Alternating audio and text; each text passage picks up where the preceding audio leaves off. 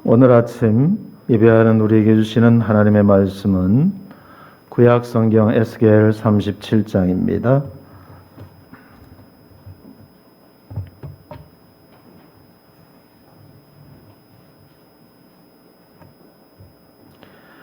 (1절부터) (14절) 말씀을 봉독하겠습니다. 여호와께서 권능으로 내게 임하시고 그의 영으로 나를 데리고 가서 골짜기 가운데 두셨는데 거기 뼈가 가득하더라.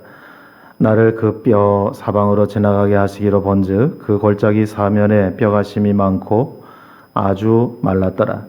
그가 내게 이르시되 인자야 이 뼈들이 능히 살 수 있겠느냐 하시기로 내가 대답하되 주 여호와여 주께서 아시나이다. 또 내게 이르시되 너는 이 모든 뼈에게 대언하여 이르기를 너희 마른 뼈들아 여호와의 말씀을 들을지어다. 주 여호와께서 이 뼈들에게 이같이 말씀하시기를 내가 생기를 너에게 들어가게 하리니 너희가 살아나리라. 너희 위에 힘줄을 두고 살을 입히고 가죽으로 덮고 너희 속에 생기를 넣으리니 너희가 살아나리라. 또 내가 여호와인 줄 너희가 알리라 하셨다 하라. 이에 내가 명령을 따라 대언하니 대언할 때에 소리가 나고 움직이며 이 뼈 저 뼈가 들어맞아 뼈들이 서로 연결되더라. 내가 또 보니 그 뼈에 힘줄이 생기고 살이 오르며 그 위에 가죽이 덮이나 그 속에 생기는 없더라.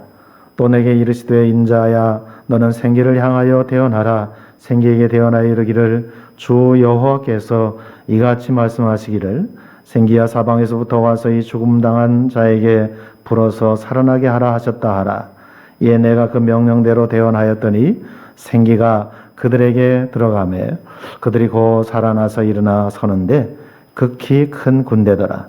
또 내게 이르시되 인자야 이 뼈들은 이스라엘 온 족속이라. 그들이 이르기를 우리의 뼈들이 말랐고 우리의 소망이 없어졌으니 우리는 다 멸절되었다 하느니라. 그러므로 너는 대언하여 그들에게 이르기를 주 여호와께서 이같이 말씀하시기를 내 백성들아 내가 너희 무덤을 열고 너희로 거기에서 나오게 하고 이스라엘 땅으로 들어가게 하리라. 내 백성들아 내가 너희 무덤을 열고 너희로 거기서 나오게 한즉 너희는 내가 여호와인 줄 알리라. 내가 또 내 영을 너희 속에 두어 너희가 살아나게 하고 내가 또 너희를 너희 고국 땅에 두리니 나 여호와가 이 일을 말하고 이룬 줄을 너희가 알리라. 여호와의 말씀이니라. 아멘. 다음 주일이면 이제 성령 강림 주일입니다. 그래서 미리 성령 강림 주일을 준비하면서 이 말씀을 같이 나누고자 합니다. 이스라엘이 불순종함으로 하나님의 징계를 받아서 이제 포로로 붙잡혀 갔어요. 그래서 에스겔 선지자에게 하나님께서 보여주신 세 번째 환상입니다. 그래서 일명 에스겔 골짜기의 마른 뼈들이다. 이런 이제 별명이 붙어 있는 그런 내용을 우리가 오늘 읽었어요. 여호와께서 권능으로 에스겔에게 임했습니다. 보니까 그 골짜기에 마른 뼈들이 아주 많이 있었어요. 아주 말라 생명의 기운이라고 하는 것은 조금도 찾아볼 수 없는 버려지고 그리고 잊혀진 존재라고 말할 수가 있겠습니다.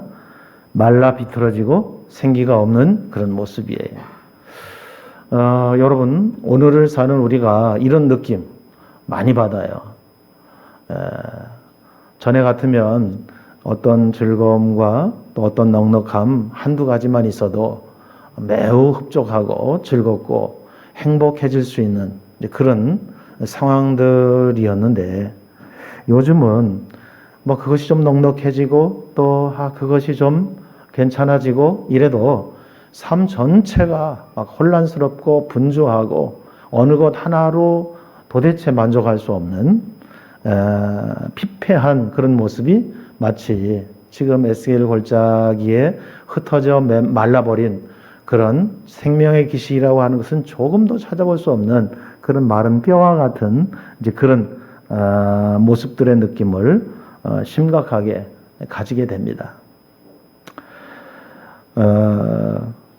여기에 말랐다라고 하는 그런 표현이 등장하는데 히브리어 그대로를 말씀드리면 죽은 상태가 아주 오래되다 또는 그러므로 실망이 되다 회복 불가능할 정도로 시들어 버리다 이런 이제 뜻을 가지고 있습니다. 그러니까 생명의 흔적을 실마리를 끈앞을 찾아볼 수 없을 정도로 절망과 죽음의 상태예요.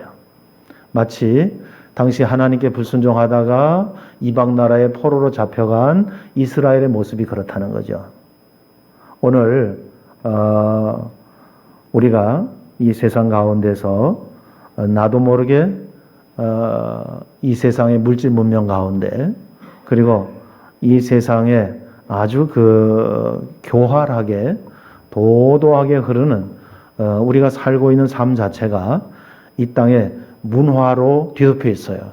근데 우리 잘 모르는 채로 그 문화의 종이 되고 노예가 되어서 꼼짝없이 이렇게 사로잡힌 채 살아가요.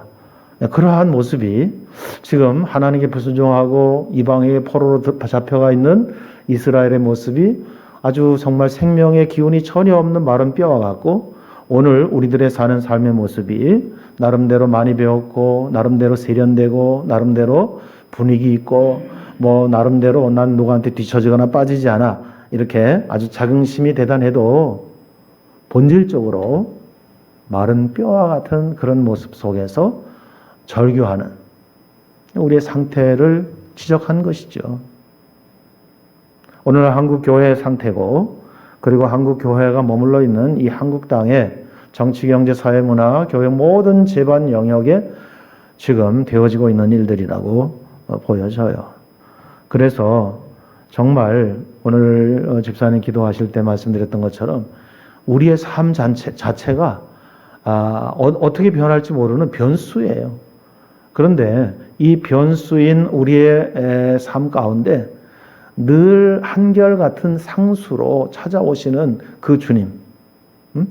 그래서 그 주님밖에 우리에게 소망이 없다. 이런 부분을 오늘 이 말씀을 통해서 같이 확인할 수 있기를 바랍니다. 인자야 이 뼈들이 능히 살 수 있겠느냐. 너무나 황당한 질문으로 도전해 오시는 거예요.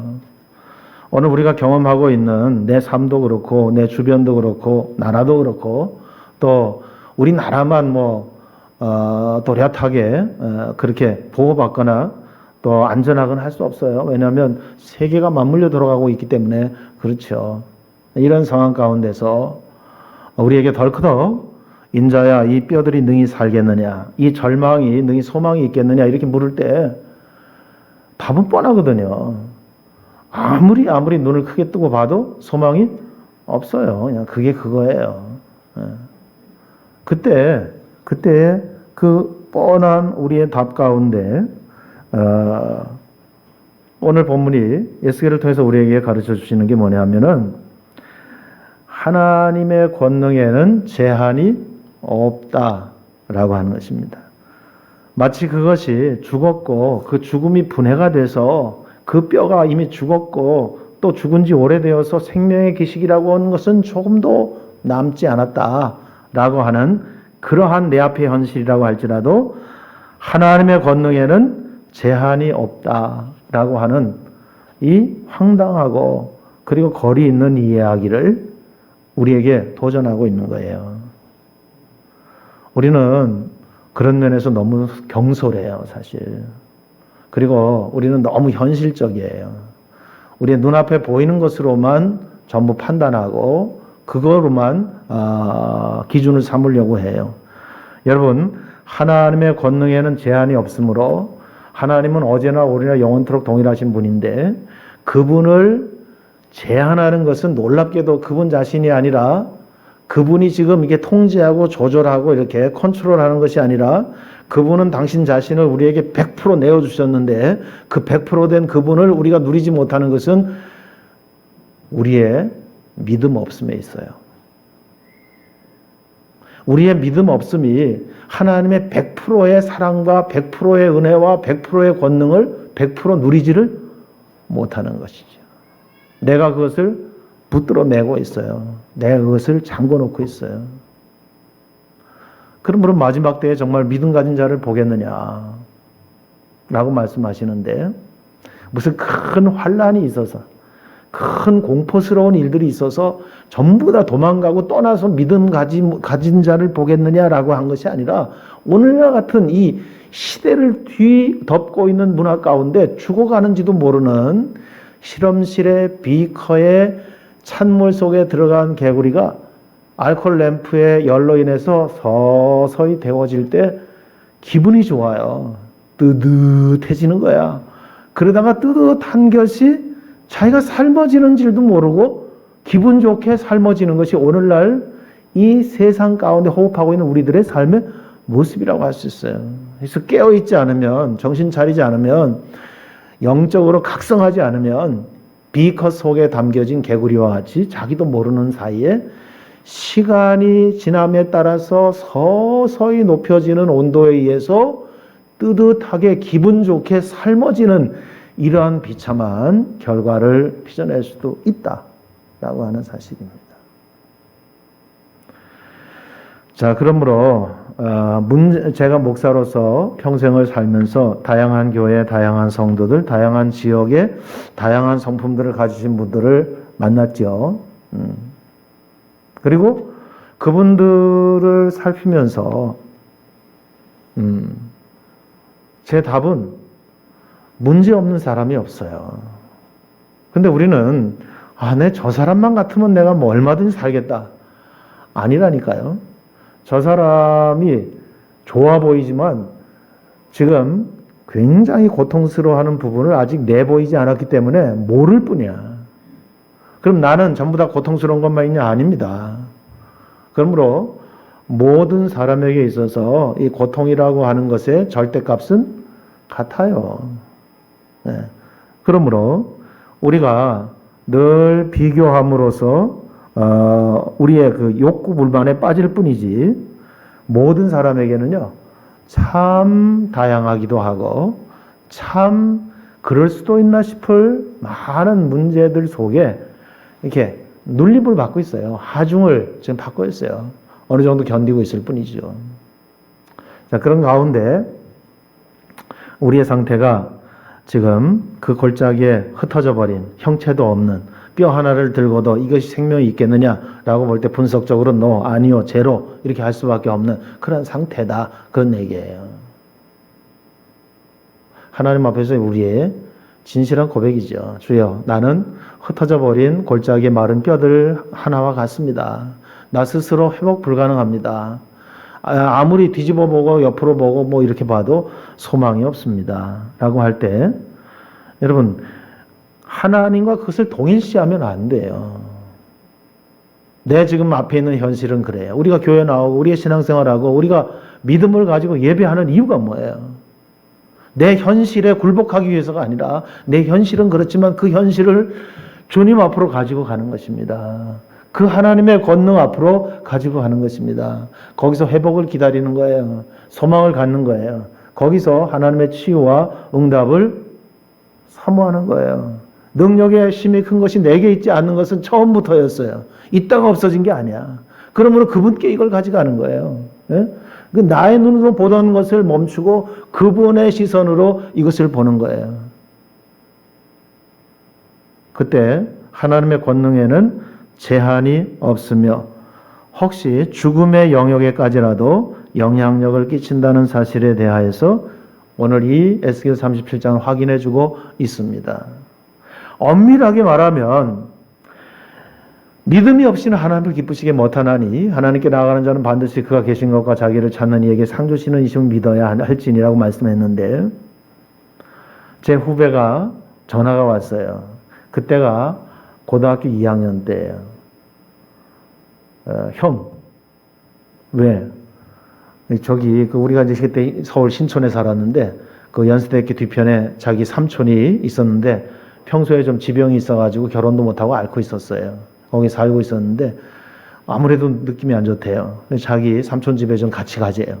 그래서 같이 갔는데 사람이 그냥 꼼짝없이 그냥 방바닥에 자는 듯이 누워 있어요. 그래서 뭐 코도 만지면 안 되면 우리가 뭐 젊은 애들이, 어린 애들이 무슨 의사예요 뭐예요? 알 수가 없잖아요.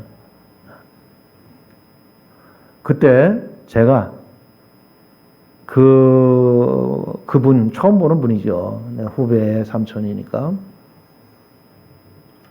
머리에 손을 얹고 기도했어요.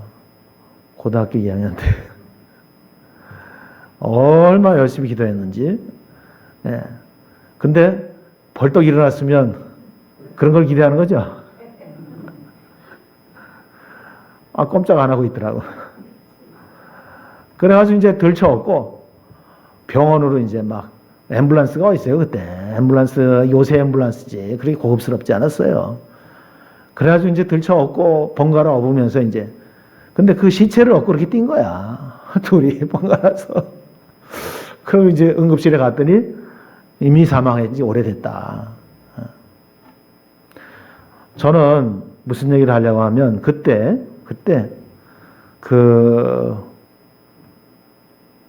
기도하면 죽은 자도 살아나야 된다고 하는 믿음이 있었어요. 비웃지 마세요.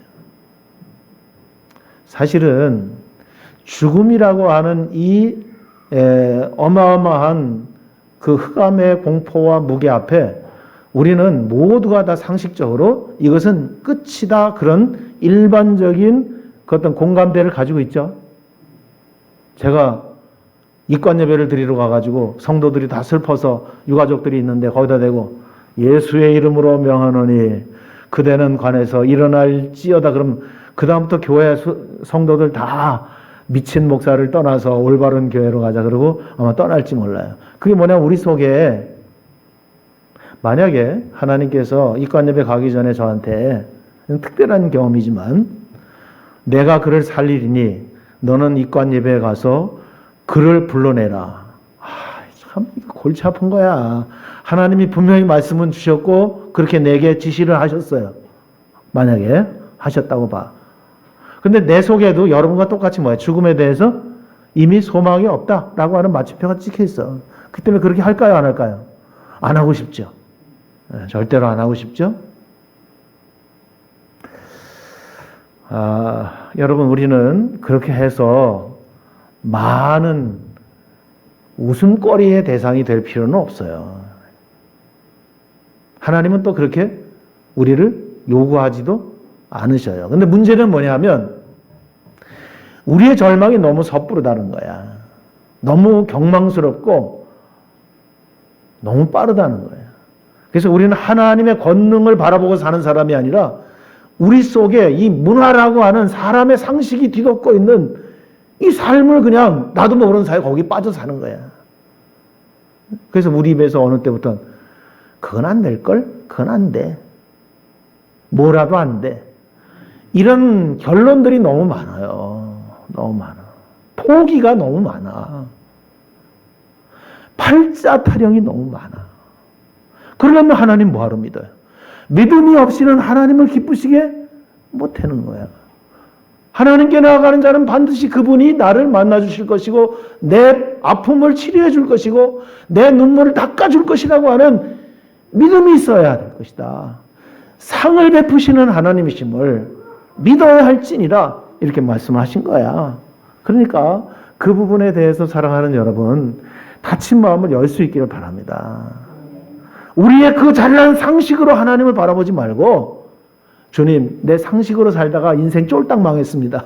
그러니까 이거는 폐기 처분하는 거야. 이 상식은 이제 폐기 처분하는 거예요. 그렇다고 우리가 멀상식한 사람으로 사는 거 아니에요. 하나님 앞에서 상식을 내려놓자 이거야. 내려놓고 이제까지 쓰레기통에 가기에 바빴던 문제들 이제는 쓰레기통에 가지 말고 일단 누구 앞으로 가야 돼요? 하나님 앞에 가야 돼. 하나님 앞에. 그렇게 기도해 봤어요? 그렇게 하나님 앞에 부담을 지워 봤어요? 그렇게 하나님 앞에 이 공을 떠넘겨 봤어요? 얼마나 똑똑한지 얼마나 능력이 있는지 내가 다 했어. 그래서 다 이렇게 저렇게 갈라치기 하고 이거는 내가 어떻게 해보겠고 이거는 안 돼. 그래서 얼마나 우리의 쓰레기통에 쓰레기 봉지에 많은 쓰레기들이 채워졌는지 몰라. 응? 여러분 하나님을 좀 번거롭게 하시기를 바랍니다. 하나님은 그걸 기뻐하세요. 그리고 그 문제에 대해서 하나님 앞에 나와서 그분께 내어놓고 그분의 도움을 구할 수 있길 바랍니다. 그리고 만약에 그분이 응답이 없거나요, 또 그분이 직무유기를 하시면 하나님 앞에 하나님을 고발하세요. 예? 여러분 그것도 안 해봤으면 기도 안 해본 거야. 하나님 앞에 용서하고 들으세요. 좀 거친 말이에요. 한번 여러분 기도한답시고 기도는 했는데 하나님 앞에 한번 지랄을 떨어봤어요? 예? 막 정말 하나님 앞에 그냥 막 뒹굴러 봤어요? 이러실 겁니까? 하나님 맞아요? 우리 그런 기억들은 별로 없죠. 여러분, 우리의 자녀들이 마트에 가서 필요한 거라기보다 하여튼 자기들 원하는 거 안 사준다고 그냥 그 바닥에 뒹굴어서 그냥 사지를 정말 꼴보기 싫었죠. 창피하고. 그러면 그 아이는 이제 더 이상 내 아이가 아니에요? 그렇게 크는 과정이에요. 그렇게. 에? 계속 성장해서도 그렇다라고 하면 문제지만. 여러분 하나님의 이 권능에 대하여서 교리적으로 이해하지 마시고 나를 향하여서 최선이신 아버지 하나님으로 그 아버지 하나님이 내 삶 가운데 내 인생 가운데 늘 변하지 않는 상수로 계산되어지는 그 권능을 체험할 수 있기를 주의 이름으로 축복합니다. 그래서 이제 무장해제할 필요가 있어요. 그래서 저는 신자 되기 원합니다. 신자 되기 원합니다. 이 찬송을 바보 되기 원합니다. 이렇게 부르고 싶어요. 너무 똑똑해요, 우리들이. 예. 지금보다 훨씬 바보가 됐으면 좋겠어요. 예. 좀 뭔가 하나 빠져나가야 됩니다. 예. 그래서 영구처럼, 예. 여기 내 영구 있네, 영구 없다. 이런 식으로 하나님 앞에서 정말 행복한 바보가 될 수 있길 바랍니다. 근데 내가 다 책임져야 되고, 내가 다 계산해야 되고, 내가 다. 그리고 하나님은 그냥 1년 365일 그 자녀를 바라보면서 아무것도 할 수 없는 그러한 상태.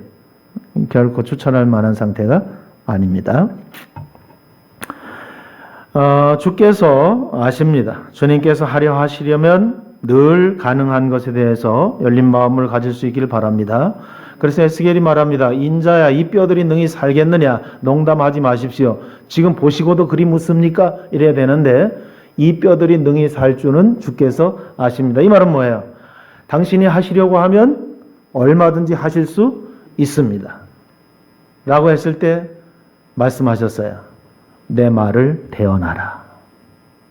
여러분, 오늘 내가 능력이 있어서 뭐를 고치고 뭐를 낫게 하고 뭐를 치유하게 하는 것이 아니라 너희는 내 말을 대언하라. 그 말이 누구 말이에요? 내가 대언할지라도 하나님의 말씀입니다.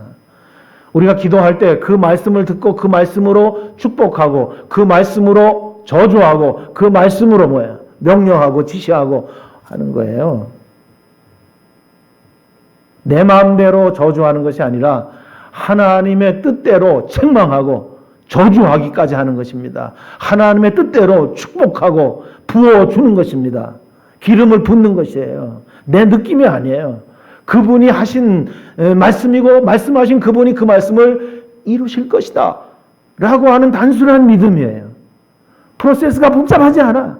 그분이 신실하신 분이고 거짓말할 이유가 없으신 분이고 이제까지 내가 경험한 그 하나님이 이와 같이 말씀하셔서 내 입에 두셨으니 그걸 나는 기도로 품어내는 것입니다. 누가 책임질까요? 하나님 말씀은 살았고 운동력이 있어요. 좌우의 날성검보다 네 예리해요. 혼과 영과 및 관적 옷을 찔러 쪼개며 그 앞에 드러나지 않음도 없고요. 하나님의 말씀은 성령의 감동으로 된 것으로 교훈과 책망과 바르게 함과 의로 교육하기에 유익해요. 그래서 하나님의 사람을 온전케 하고 이 온전해진 하나님의 사람으로 하나님의 일을 감당하기에 온전하도록 그렇게 역사하십니다. 여러분 너무 내 상식과 내 느낌에 의존해서 모든 것들을 앞서 나가지 마시고요. 우리 경망하게 경솔하게 행하지 마시고요. 하나님을 앞세울 수 있기를 바랍니다. 쓰레기통을 일단 치우세요. 하나님은 우리 인생에 쓰레기통이 없어요. 이 사회적으로 정말 지탄을 받는 일들 또는 우리가 상식적으로 이건 아니야 싶은 일들, 그리고 내가 생각해도 너무 부끄럽고 얼굴 빨개지고 머리가 흔들어지고 너무 창피한 일들조차도 하나님께서는 자기 백성의 그 삶을 완성해 나가는 데 있어서 우리의 고의적인 실수 또는 고의적이지 않은 연약함에서 벌어지는 실수조차도 하나님께서는 이것저것을 다 꽤 맞춰서 급기야 그를 작품으로 완성시키고 마는 놀라운 작가이신 하나님인 것에 대해서 여러분 확신할 수 있기를 바랍니다. 쓰레기통이 없으신 하나님에 대해서 확신하세요. 쓰레기통 그거 하나님 기쁘시게 하는 일 아닙니다. 내 판단에 의해서 쓰레기통이 필요해서 거기에 집어 던졌을 뿐이에요. 쓰레기통을 치우세요. 그리고 하나님, 나는 내 인생에 관한 모든 결과에 대해서 이제 내가 판단하지 않겠습니다. 하나님이 합력하여서 선을 이루신다고 한 것처럼 이 조각 저 조각이 맞아들고 이 편 저 편이 맞아들어서 결국은 완성된 그 하나님의 작품을 나는 소망하고 기대합니다. 그러므로 나는 인내할 뿐입니다. 왜? 지금 완성되지 않았으니까. 한 조각을 보고 난 실망하지 않겠습니다. 왜? 전체 조각이 아직 뭐예요? 퍼즐이 맞춰지듯이 맞춰져서 완성되지 않았으니까. 바로 그것이 신앙생활입니다. 그것이 이유가 있는 인내라고 말씀을 드릴 수가 있겠어요. 당시 포로에게 전해진 예루살렘 성의 갈갈이 찢긴 멸망 소식은 자기는 포로로 잡혀왔는데 그래도 그나마 예루살렘으로 돌아가리라고 하는 신락 같은 소망이 있었는데 그 예루살렘이 그냥 돌 위에 돌 하나 남지 아니하고 완전히 부서졌어요. 그러니 이제 돌아갈래야 돌아갈 건덕지도 없어졌어요. 이런 때입니다. 이런 때. 이스라엘이 회복된다라고 하는 것은 이제 그냥 희망사항일 뿐 불가능하다 이렇게 여겨진 거예요. 마른 뼈와 같은 절망 상태에 처한 이스라엘 회복의 가능성에 대해서 주신 말씀입니다.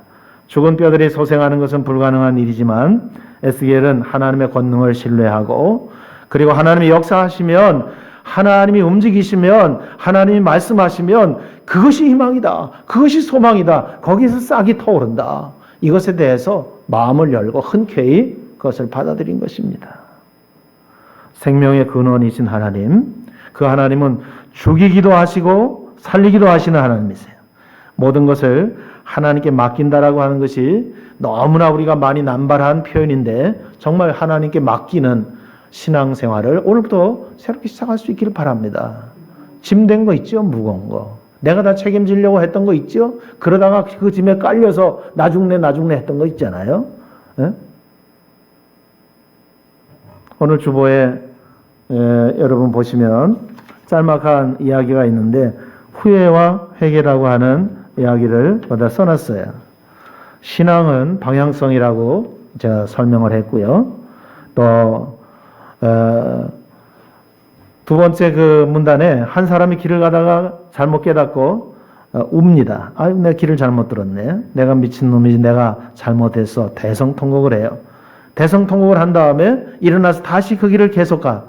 그러면 이것은 후회한 거예요. 후회한 거예요. 방향성이에요. 방향을 바꿔야 돼요.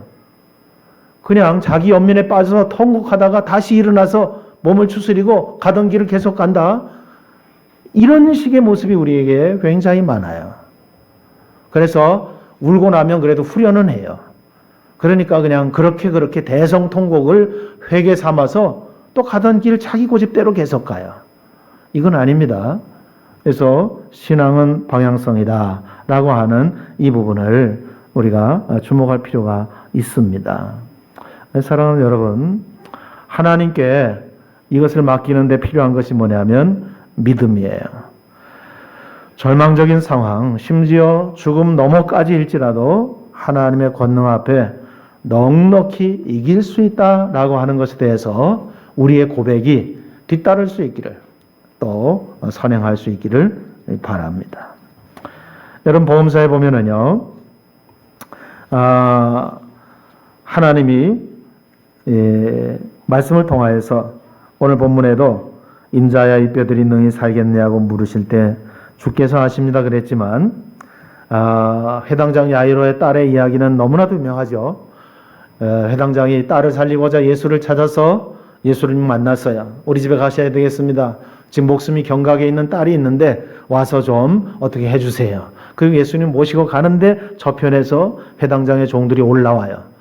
그리고 주인 어른 딸이 죽었습니다.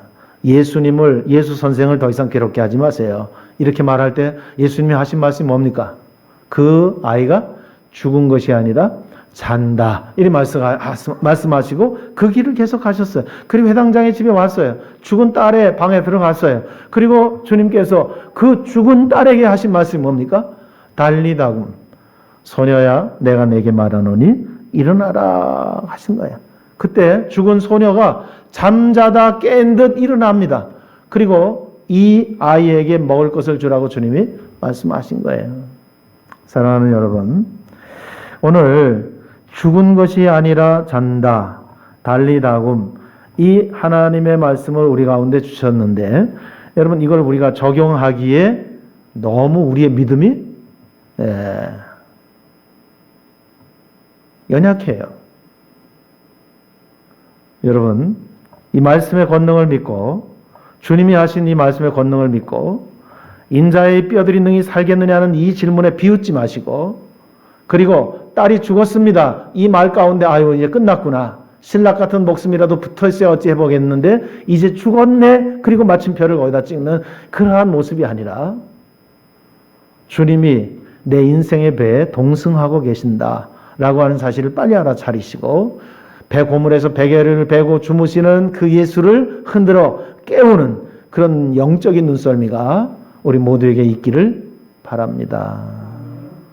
사랑하는 여러분, 그렇게 주님께서 명령한 대로 태어나니 생기가 들어가 살아나는데 지극히 큰 군대가 되었습니다.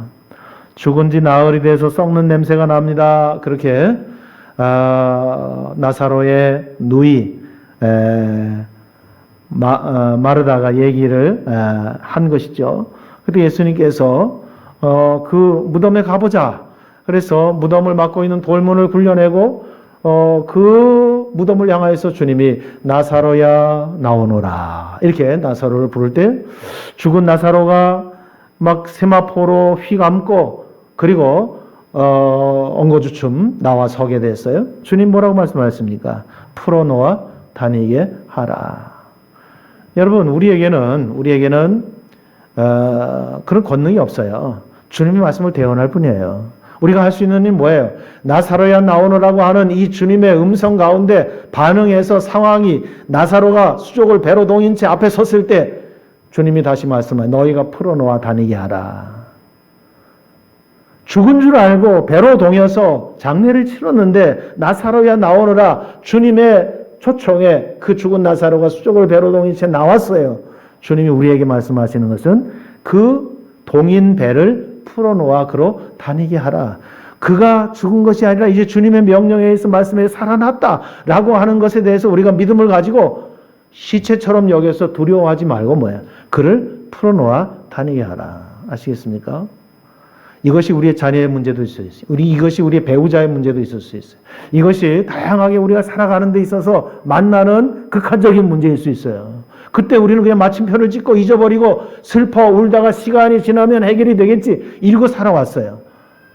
그것도 사는 방법이 하나일 수 있어요. 근데 주님이 원하시는 건 뭐냐면 우리가 주님의 대언자로서 우리에게 물려준 말을 가지고 가서 우리의 이 자라는 아이에게 대언하고 우리를 괴롭게 하고 힘들게 하는 문제 앞에 대언하고 그리고 그것을 살려서 우리가 해야 할 일은 그 다음에 그것이 자유롭도록 그것이 이제 생명을 누릴 수 있도록 묶인 배를 풀어놓아 다니게 하라라고 하는 그 일에 우리가 다 협력해야 될 줄로 믿습니다.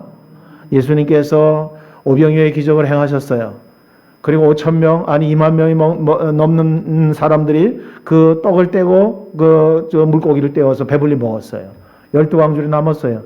그리고 예수님이 이제 갈릴리 저편으로 가시고 또 제자들도 이제 그렇게 배를 타고 건너가다가 밤 사경의 때에 갈릴리 바다 한가운데서 풍랑을 만나게 됐죠. 그때 제자들이 이리저리 배를 좀 어떻게 통제를 해보려고 하는데 이건 심상치 않은 거예요. 그래서 내가 어부로서 이 갈릴리에서 잔뼈가 굵었는데 이런 일은 보다 처음이다. 그리고 두려워하고 있을 그때 누군가 바다 위를 걸어오고 있었어요. 성경은 누구라고 얘기합니까? 예수 그리스도 우리 주님이세요. 제자들이 한밤중에 무선장치도 없어요. 송신할 수도 없어요. SOS를 칠 수도 없어요. 그 밤 사경에 갈릴리 바다 한가운데 누구도 관심이 기울일 수 없는 그런 시각이고 그러한 위치였어요. 그런데 주님이 오셨어요. 주님은 아시고 그래서 바다 위를 걸어오시는 그 주님을 보고 제자들이 뭐라고 반응했어요? 성경을 보니까 놀라워요. 유령인가 하여 두려워 떨었다. 오병이어의 기적을 행하셨던 주님이 불과 수시간 전에 자기들과 함께 역사하셨던 거예요. 근데 그런 주님의 능력을 보고도 지금 눈앞에 바다 위를 걸어오시는 주님을 유령인가 하여서 두려워 떨었어요. 그때 주님이 내니 두려워 말라고 말씀하셨던 것이죠. 성경 곳곳을 봐도 하나님의 능력은 무한대입니다. 우리를 향하여서 그 무한대의 능력들이 열려져 있어요. 그럼에도 오늘 우리의 삶은 그 하나님을 섬긴다라고 하는, 그 하나님과 가까이 있다라고 하는 아무런 증거가 없어서 굉장히 우리도 석연치 않고요. 고민스러워요. 이게 신앙생활의 전부일까 싶기도 해요. 그래도 그냥 좋은 성도들도 있고 좋은 만남과 사귐도 있어서 그냥 지난주에도 나왔고 이번 주에도 나오고 다음 주에도 나올 예정이고 이렇게 교회 생활은 꾸려가지만 그러다가 모든 사람들이 심각한 영적인 침체를 맞이하게 돼요. 그 하나님이 만나지지 않으면 이러한 재미난 만남과 사귐과 교제 이런 걸로 버틸 수가 없어요. 급기야 넘어지게 돼 있어요. 아무도 책임질 수가 없어요. 그러므로 여러분 오늘 이제 성령 강림절을 앞두고 정말 우리를 이렇게 초대하신 하나님 앞에 여러분 너무 인본주의적인 그런 어떤 테두리 안에 갇혀서 오늘 재미없는 신앙생활이 아니라 신바람 나는 신앙생활로 나갈 수 있길 바랍니다. 너, 나, 우리 때문이 아니에요. 이렇게 시시하고 하찮은 우리 가운데 그분이 오셔서 그분의 능력과 권세로 우리를 초대하시고 그분은 우리에게 쏟아부어 주시기 때문에 이 공동체가 재미가 있고 신바람이 나고 소망이 있고 희망이 있고 치유와 회복의 가능성이 넘쳐나는 줄로 믿습니다.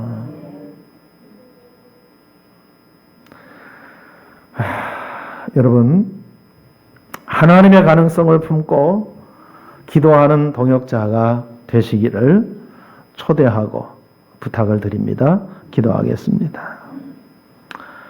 아버지 하나님, 오늘 우리가 수없이 예배를 드립니다. 아버지 하나님, 사랑하는 성도들과 시간 가는 줄을 모르고 이야기하고 교제하고 서로 뜨거운 사랑을 나눕니다. 그런데 주님, 늘 석연치 않은 모습은 내 삶 가운데서 아버지 하나님을 구체적으로 확실하게 경험하기를 원합니다. 주님, 철지났다고, 내 마음에 들지 않는다고, 부끄럽다고 그냥 쓰레기통에 처박았던 우리들의 실수와 허물 그것조차도 이제 내 마음대로 끝내지 않겠습니다. 주님, 이 일이 왜 일이 돼서 억울하게 됐는지 주님 앞으로 가지고 나가겠습니다. 이 일이 내가 보기에도 왜 이렇게 부끄러운지 이러한 모습은 어떤 이유에서인지 주님 앞으로 가지고 나가겠습니다.